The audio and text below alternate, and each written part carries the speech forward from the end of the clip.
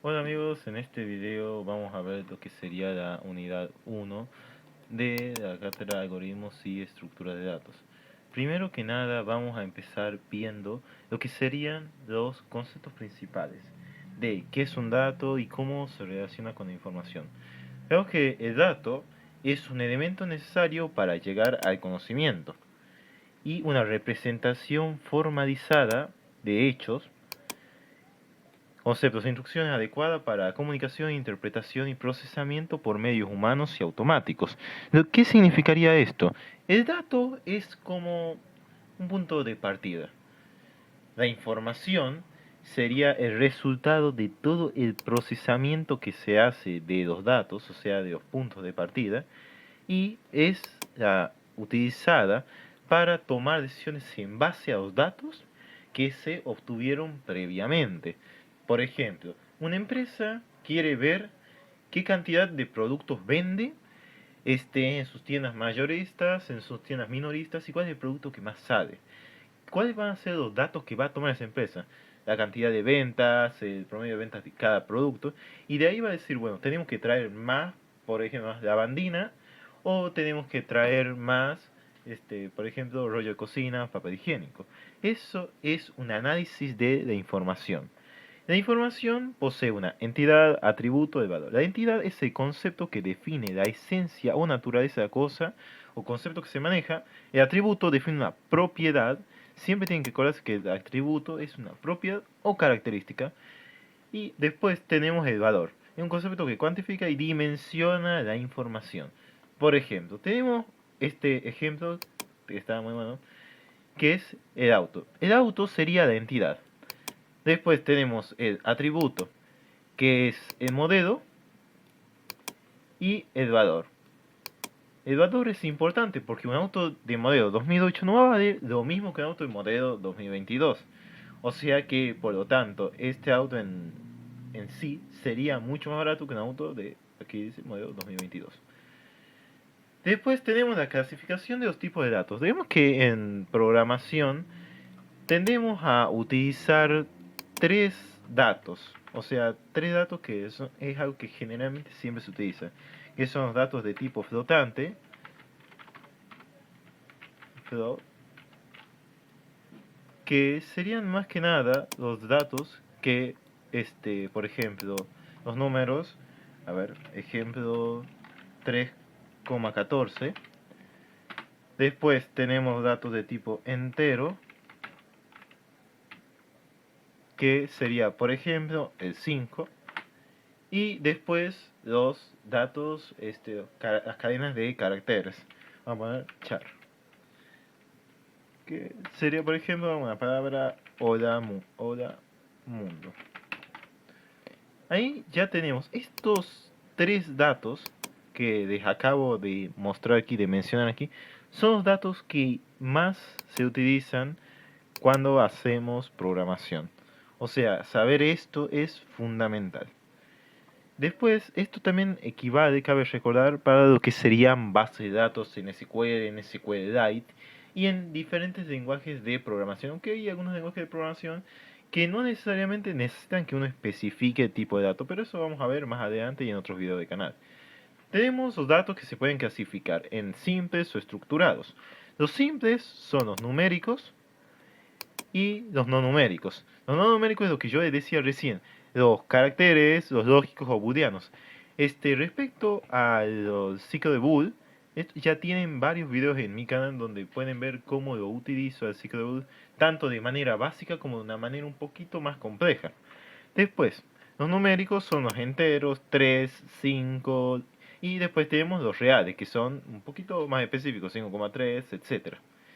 Este, Aquí en los datos numéricos, en los enteros, también equivalen lo que hemos trabajado anteriormente con los intervalos. Por ejemplo, nosotros tenemos una línea. A ver, aquí la ves. En esta línea, nosotros tenemos un cero. Este es cero. El cero está entre medio. Aquí debemos hacer dos flechitas.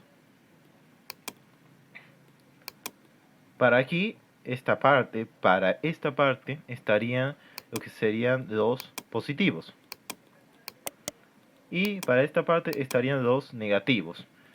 Lo que dice básicamente es que en los enteros entran tanto los positivos como los negativos.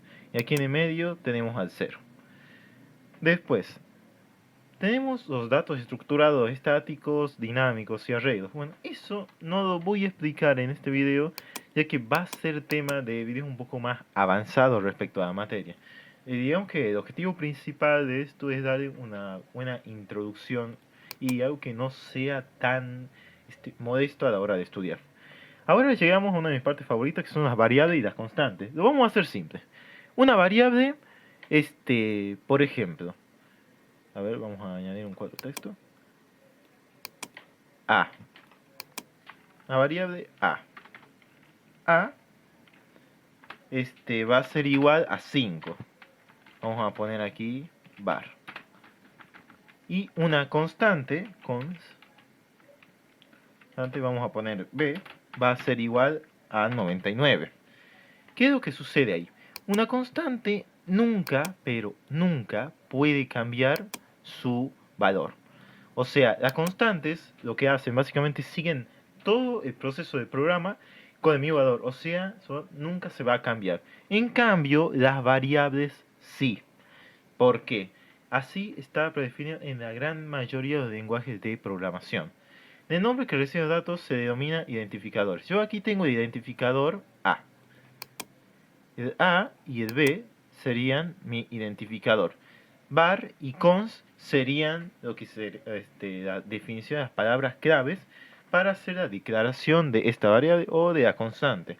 Obviamente en C se declaran de una manera diferente las variables, pero eso vamos a verlo en el siguiente video, en el cual ya les voy a enseñar cómo declarar variables en C. Lo que nos dice la operación de asignación o transferencia, bueno, esto es algo básicamente de lo que les dije recién. Yo le asigné un valor A. Tenemos A con este valor. Y dice que el operador de asignación puede ser igual, mayor igual, menor igual. A puede ser, también puede tomar el valor de un carácter. Perfectamente puede hacer eso. La transferencia, que ya se asigna valores a una variable, se clasifica en transferencia unidireccional y transferencia bidireccional. La idea es intercambiar los valores de tal manera de que A sea 17 y B sea 4. Lo que nos dice aquí básicamente que la idea de transferencia bidireccional es que A tome el valor de B y B tome el valor de A. A ver. Y bueno, aquí vamos viendo lo que serían las expresiones aritméticas. Las expresiones aritméticas es básicamente lo que dije recién, son los operadores que aquí los tenemos, y esto es algo muy simple, así como que vamos viendo en análisis matemático.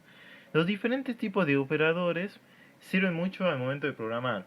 Por ejemplo, vamos a declarar una variable de suma, vamos a poner suma igual a A más B, A teniendo un identificador habiéndose declarado anteriormente y B también habiéndose declarado anteriormente. Aquí tenemos la suma, la diferencia, el módulo. Y siguiendo con lo que serían las expresiones de relación, es que es la vinculación de valores numéricos constantes variables y funciones todas ellas de tipo aritmético vinculadas entre sí por llamar operador de relación. Es básicamente, cada operador, digamos, se utiliza mucho en programación. Esto siempre hay que ser específico con los valores que nosotros utilizamos junto con los operadores.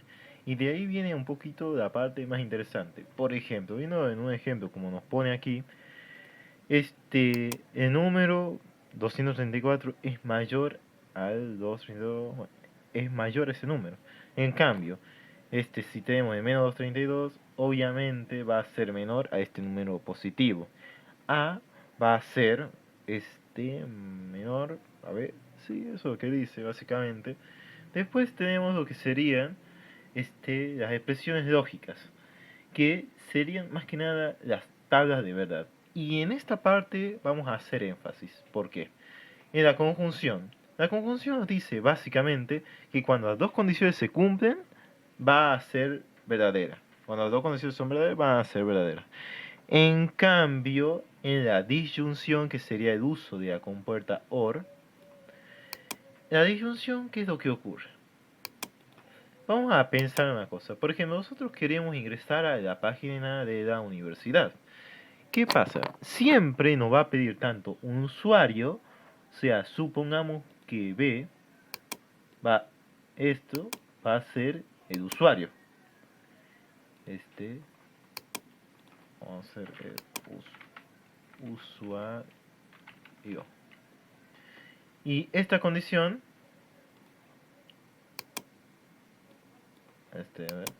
esta condición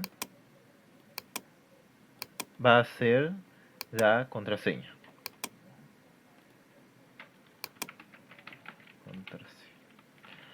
Ambas, tanto el usuario como la contraseña, deben ser correctas. Ambas deben ser verdaderas. Ambas deben ser verdaderas, tanto la contraseña como el usuario. En cambio, en la disyunción, tenemos el caso de lo siguiente. Tenemos una condición verdadera y supongamos que esa condición verdadera sea, por ejemplo, el DNI. Si el DNI que nosotros ingresamos está registrado, está listo en la base de datos, solo ingresamos eso y ya podemos acceder a cierta información. Pero en cambio, aquí se tiene que cumplir una condición. Solo se tiene que cumplir una. No se deben cumplir las dos. Aquí solo se tiene que cumplir una condición. En cambio, aquí se deben cumplir dos. Esto es básicamente. Después tenemos la tabla de la negación. ¿Qué es lo que sucede aquí? Nosotros tenemos un valor verdadero. ¿Cuál es lo opuesto al verdadero? Falso. ¿Cuál es lo opuesto, por ejemplo, a 0? Lo opuesto va a ser 1. Después tenemos, por ejemplo, aquí. Ese que si nosotros tenemos una compuerta B, una compuerta F, literalmente va a ser falso. Porque sí o sí se necesita que en la compuerta AND, como hemos explicado aquí, que sean verdaderas. O sea que ambas condiciones se cumplan. Tenemos después las expresiones compuestas, expresiones de relación. Bueno, eso no les voy a explicar porque es algo que a mí no me parece que debería explicarlo porque a veces confunde un poco. Y tenemos la definición de problema. Lo que nos dice aquí es que es una situación inicial, tenemos un objetivo a alcanzar. Lo que sería el problema básicamente puede ser que digamos que tenemos que sacar el promedio de 100 alumnos. El promedio se hace un examen, tenemos que sacar el promedio de nota de 100 alumnos. Bueno, ese sería el problema. ¿Y cómo lo vamos a resolver? Vamos a utilizar una evaluación de datos y después vamos a utilizar contadores, entre otras cosas. Pero básicamente lo que es un problema es que en una situación nueva que requiere que la gente responda con comportamientos nuevos, casi permanentemente estamos enfrentando problemas en nuestra vida cotidiana. Esto es la definición exacta de problema. Siempre hay que utilizar tanto variables primarias como secundarias como condiciones vinculantes para poder resolver los problemas. Los problemas pueden ser de evaluación y los problemas de decisión. Los problemas de evaluación son los que, por medio de condiciones evaluativas y precisas, arriban los resultados. En cambio, los problemas de decisión se plantea una condición que exige una decisión. Por ejemplo, nosotros tratamos de entrar a la página de la universidad. Obviamente, como les expliqué recién, si no tenemos el usuario y la contraseña correcta, no se puede entrar. Después tenemos los problemas compuestos, que son aquellos donde se presenta una parte de evaluación y la otra de decisión. Generalmente en lo que serían esos exámenes y la carrera en general, siempre vamos a tener más problemas compuestos que problemas de decisión o evaluación. Y después tenemos la parte de los datos, resultados, las condiciones vinculantes. Los datos se desprenden con conocimiento previo del problema. Los resultados se encuentran en el enunciado del problema. Ponen en evidencia los datos que tengo y los que se necesitan. Como yo les decía de que un dato es el punto inicial, bueno, los resultados son los que se hacen. Después de analizar esos datos, después de analizar información, ya se obtienen los resultados. Las condiciones vinculantes es como la caja negra. Digamos que los datos entran, o sea, entran tiene las condiciones vinculantes, o sea, hay las condiciones vinculantes, después salen ya como serían resultados. Y eso es más que nada. Hasta aquí llegó el video sobre la primera unidad. Más que nada, en estos videos voy a hacer solo la parte teórica, casi no voy a hacer la parte práctica. Espero que les haya gustado y que les sirva.